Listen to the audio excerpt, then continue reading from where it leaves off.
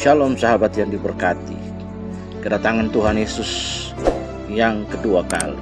Hari ini kita melihat dari mimbar-mimbar gereja, bahkan para pengkhotbah, para pendeta jarang sekali untuk mengkhotbahkan tentang kedatangan Tuhan Yesus untuk kali yang kedua. Nah, mari kita melihat bagaimana tanda-tanda akhir zaman ini sedang terjadi.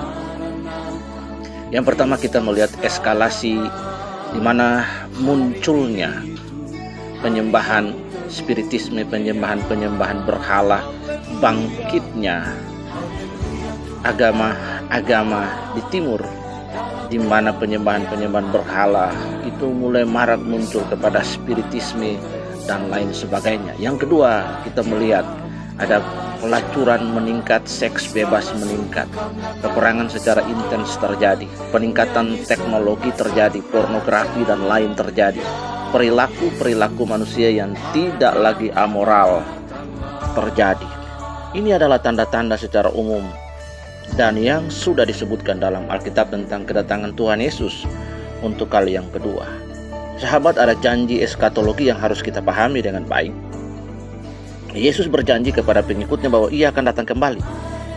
Dan kita dapat melihat di sini dalam Injil Yohanes pasal yang ke-14 ayat 1-3. Ini adalah pengharapan eskatologi kita bahwa benar-benar dia akan kembali, sebab dia yang berkata, Yesus yang berkata, Alkitab tidak pernah salah. Kita harus mempercayai Alkitab. Jika kita tidak mempercayai Alkitab, maka kita tidak mempercayai perkataan-perkataan Allah. Sebab dalam 2 Timotius 3 ayat 16 berkata bahwa pasagrafe theopnitos kaya ovelimos prosida sekalian pros epernotos sinten iodio kaya suni. Segala tulisan yang diilhamkan Allah bermanfaat untuk mendidik, mengajar, memperbaiki kelakuan dan membawa orang kepada kebenaran. Yohanes berkata bahwa janganlah gelisah hatimu, percayalah kepada Allah, percayalah juga kepadaku. Di rumah Bapakku banyak tempat tinggal.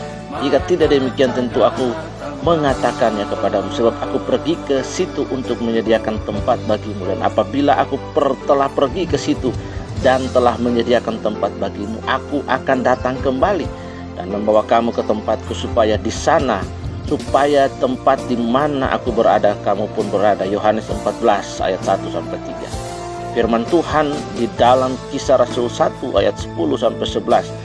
Bagaimana malaikat juga menegaskan hal yang sama tentang kedatangan Tuhan Yesus. Ketika mereka sedang menatap ke langit waktu ia naik, tiba-tiba berdirilah 2 orang malaikat yang berpakaian putih dekat mereka dan berkata kepada mereka, hai orang-orang Galilea, mengapa kamu berdiri melihat ke langit? Yesus ini yang terangkat ke surga meninggalkan kamu akan datang kembali dengan cara yang sama seperti kamu melihat dia naik ke surga. Bagaimana cara Yesus akan datang kembali? Lukas 21 ayat 27 berkata, ada dalam Alkitab, pada waktu orang akan melihat anak manusia datang dalam awan dengan segala kekuasaan dan kemuliaannya.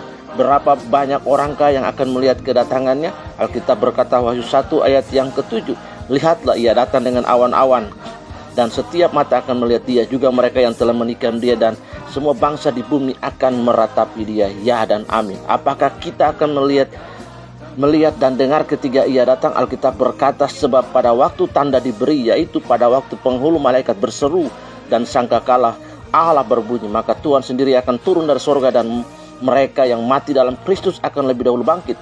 Sesudah itu kita yang hidup, yang masih tinggal, akan diangkat bersama-sama dengan mereka dalam awan-awan menyongsong Tuhan di angkasa. Demikianlah kita akan selama-lamanya bersama-sama dengan Tuhan. 1 Tesalonika 4 ayat 16 dan 17. Mari kita mempersiapkan diri kita di tengah-tengah situasi yang tidak menentu. Jangan menganggap enteng, jangan berkata Tuhan belum datang. Kita tidak tahu, sebab Alkitab berkata Tuhan bisa datang kapan saja, anytime. Karena itu mari mempersiapkan diri kita. Tuhan Yesus memberkati.